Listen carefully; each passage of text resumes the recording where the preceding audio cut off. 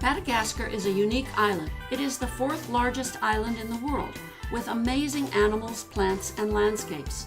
We began our visit in the country's capital, Antananarivo, which is called Tana for short. Our hotel was perched on one of the many hills of the city.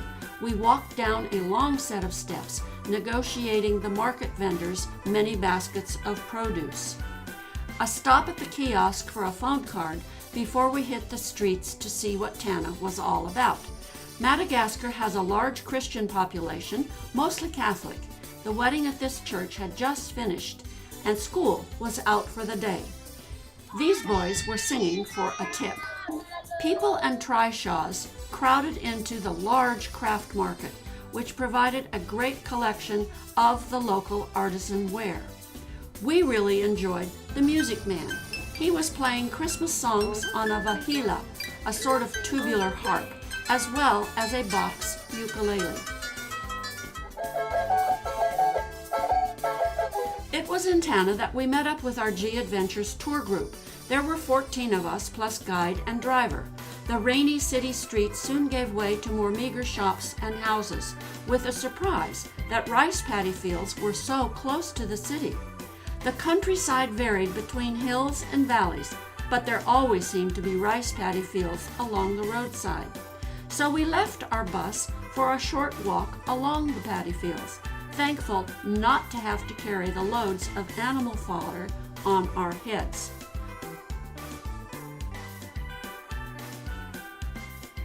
Although the roads were rainy wet, we made our first excursion into the rainforest at the MMA part of Nosy Be National Park. This is the natural habitat of the Indri lemur, the largest of the lemur species. Living high in the trees, the Indri lemur eats branches and leaves and fruit. They are noted for their upright postures and their loud singing calls, which we learned about firsthand around 4 a.m. in the morning. Our guide really knew how to find not only the lemurs, but small things too, like the vividly colored chameleons, a well-named stick bug, a boa snake, a few butterflies, even snails. Well, it had been a long day, and we were ready to return to our comfortable accommodations. Early breakfast primed us for another rainforest walk. This morning, we were lucky to see 2 diademed Sapphire lemurs with a baby. They are endangered species.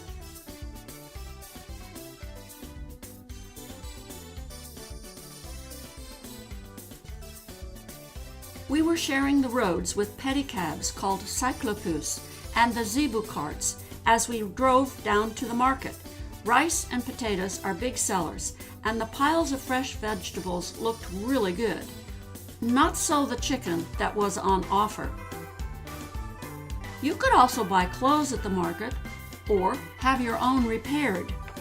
Maybe you just wanted to sit back and enjoy the show. Camera show and tell is always a hit. And then there are the t-shirts. In this southeastern part of the island, rice is king, and it was the time of year for planting new fields. Definitely back-breaking work. Just along the street and around the corner was an aluminum cookware factory. Scrap aluminum was melted into pots at the forge, while a mold was being prepared to cast a cooking pot. Molten aluminum was then poured into the mold. When the mold was removed, you had another cooking pot. All this was efficiently done by workers with bare feet. The pot covers were made separately. Solofo, our guide, talked about life in the villages, while we had a lake reservoir here being handy for open-air washing and drying. After walking up hilly paths, we made a stop for a visit with a ghost talker. This is a man who sees people and is also a healer with traditional potions, teas, and charms. Eventually, we reached the top of the hill above the village of Fiandanana. We were led to the community house, our accommodations for the night. The younger girls moved into a dormitory-type room, while Susan and I shared a senior suite. Garlic. Lots was used in preparing some traditional foods for us. There was rice, of course, plus a variety of veggies and stewed zebu meat. In the morning, our group gathered to help distribute a Christmas donation of clothes for the children. This is part of a sponsored program by Arc-en-Ciel for the community that is working to develop responsible tourism.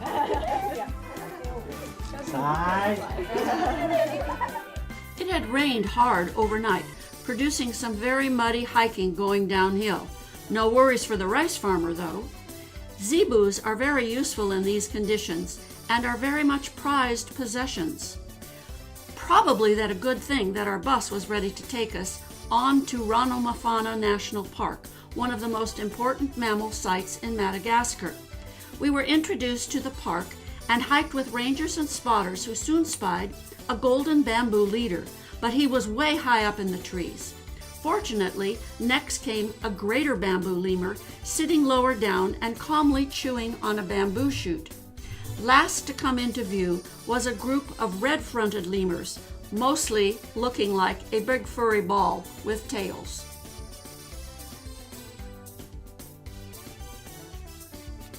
After a pleasant evening at the Manga Hotel, we carried on to Ambalavao, which retains its French architectural styles and is famous for handmade papyrus-type paper.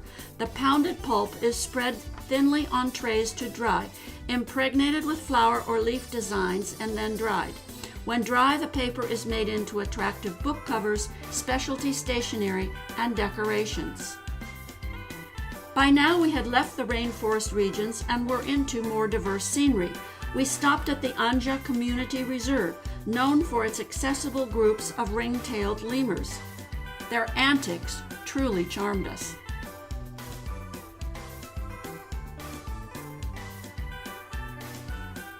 You can see why chameleons blend so well with their habitats. They have lightning-fast tongues to catch their food.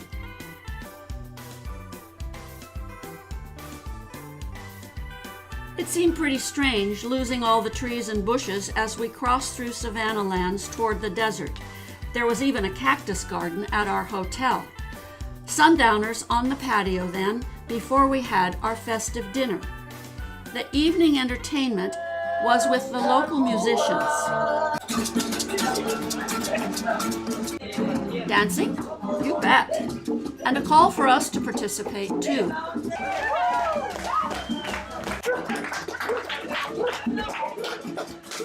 Isalo National Park was our day's destination, with stunning rock walls and desert canyons.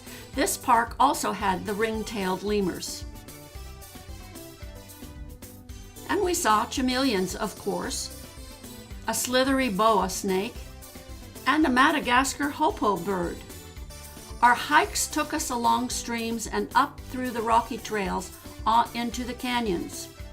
Al opted for a quick cool down in one of the little pools. Also on the agenda was a stop at a community project station. We helped plant seedling trees, which will be transferred when grown to various district areas to replace trees cut down for firewood. Way out in the middle of nowhere, the road passes through the Sapphire boomtown of Ilakaka. The town is basically one long street, lined with shops that buy and sell gemstones. These gemstones come from the hopeful prospectors washing gravel from the pits in the river. And, well, not everyone can get lucky. Now our journey was closing with the southwestern coast. Our last stop was at the beach area of Ifate. We moved into our cabin at the Bamboo Club for 2 days. Boarded a zebu cart that afternoon for a ride out to the spiny forest, a fantastic collection of a variety of plants. Spiny was an apt name for most of the vegetation we saw. Also on the grounds were radiated tortoise, quite a few lizards, and a snake or two. Baobab trees are the iconic symbol of Madagascar and can live for hundreds of years. They are weird. Lots of body with very sparse branches and leaves at the top. But most important in the desert environment is their ability to store water. For myself, I'd rather sample the Madagascar rum. In the morning, we gathered snorkel gear and climbed aboard a local sailing canoe. Despite vigorous paddling and some sailing, we only made it out to the inner reef, where currents and lack of water clarity dictated a retreat to the beach. No matter, a crew member searched for sea urchins, and we bought some fish for lunch. This was barbecued on the beach, while we had fresh sea urchins for starters. The sea urchins were followed by a lunch of rice and the now grilled fish.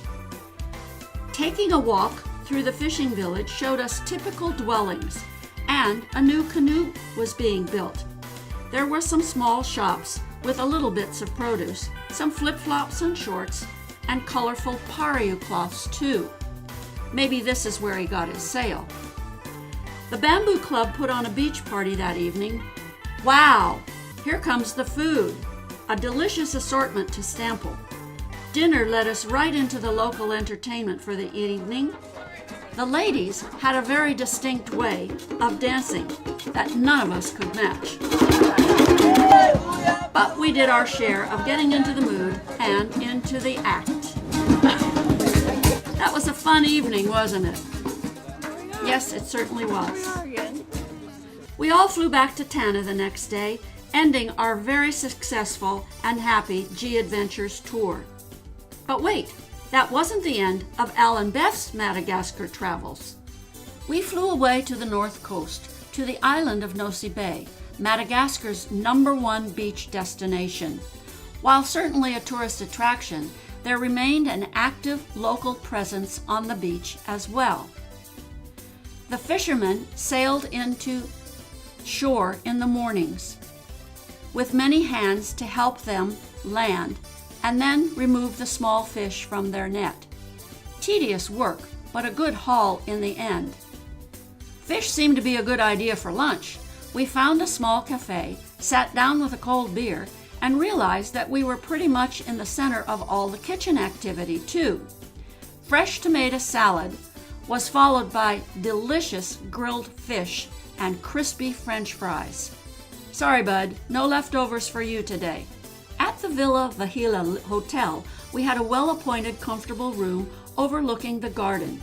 The dining room by the pool served up a great breakfast to the guests and to the wandering radiated tortoise. Beachside, the locals went about their work and play with noted touristic flavor. Our expedition to Lokobe Nature Reserve began with a boat ride to a small village before our walk into the protected endemic forest. There were lots of vanilla vines, and we had our first look at the vanilla beans. Chameleons, well, they seem to be everywhere, but we also saw a leaf chameleon and pygmy chameleons, the smallest in the world. The brown-spotted lemur was looking at us as much as we looked at it. A female black lemur had found a rotting jackfruit to munch upon. Another group of sportive lemurs, a mother with her baby, and one hiding in a tree trunk. By now we had found Abdullah, who became our regular taxi man for more exploration. He took us into Hell-Ville town to visit the market. Now I don't speak French, but smiles always work. A tower of handmade baskets stood behind the fresh greens, right next to tomatoes and ready-made cabbage slaw. The variety of pickled peppers would spice up any meal, or you could just add dried shrimp. We chose to eat our lunch at the Yacht Club, whose restaurant is housed in defunct railroad cars. Yes, there were a few yachts, but the local boats were far more interesting to watch. The large cargo boats sailed into the port to unload their goods onto the beach. Here, bags of sand upon the men's shoulders were taken up the beach to trucks waiting along the roadside. Zebu carts also haul cargo around in the town, being careful of the sometimes chaotic traffic. A boating excursion took us to the nearby island of Nosy Be with its little village of Ampangarina. Modern solar power worked for the bar, but the kids were just playing with their age-old games. We passed through the gauntlet of handmade cutwork tablecloths and into the small lemur park. Naturally, there were chameleons and a whole pile of tortoise feeling. We got as close to a Grand Seychelles Island tortoise as some others did with the boa snake. The black lemurs were just as welcoming. The female is a brown color and the male is black, and they both loved the banana handouts. It seemed all too soon to board the boat to return to Hell-Ville, which is named after a French governor and spread across many hills. But then another adventure was waiting. In Madagascar, the ylang-ylang trees are purposely stunted so that their sweet-smelling flowers can more easily be collected. The flowers are distilled into an oil that is used in many perfumes. The distillery is home to a small zoo. The black lemurs do roam free. While it's a shame that other lemurs are in moated pens, we were able to see more different species. The crowned lemur, a black and white ruffled lemur, red-ruffed lemur, a sifaka lemur, and our favorite, the ring-tailed lemur. Fortunately, the crocodiles were in pens too. Visitors to the over 200-year-old banyan tree had to be properly dressed and barefoot, somewhat of a challenge on the forest floor. The tree, at over 500 square meters of branches, trees, and roots, is said to be the largest in the world. Our visit to Nosy Be was nearly over. We went back to our favorite restaurant on the beach. Mind you, the kitchen is a little rough and tumble, but the freshly cooked food, especially the seafood, can't be beat. Madagascar had been a dramatically different country for us to visit, leaving us with a kaleidoscope of fond memories.